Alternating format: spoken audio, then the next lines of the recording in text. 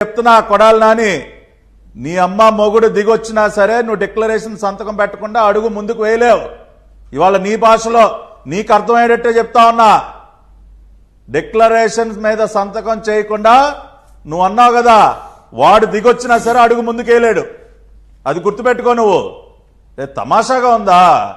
మిష్టానుసారం ఆటలాడుకుంటారా స్వామివారితో? ఏం చేస్తావా నువ్వు? స్వామివారి గుళ్ళోకి వెళ్ళి అక్షంతలన్నీ దులిపేసుకుంటావు నువ్వు? తీర్థం తీస్తే ఇట్లా వాసన చూసి కింద బారేస్తావా నువ్వు? ఇవన్నీ ఏం చేసినా ఒకవేళ జగన్ రెడ్డి కనుక డిక్లరేషన్ మీద సంతకం పెట్టి స్వామివారి దర్శనానికి వస్తే లడ్డూ మాత్రం ఖచ్చితంగా తినిపిస్తాం. లడ్డూ మాత్రం ఖచ్చితంగా తినిపిస్తాం. దాచుంచారా? నీకు తెలియాలి, స్వచ్ఛమైనటువంటి ఆవు నెయ్యితో చేసినటువంటి లడ్డు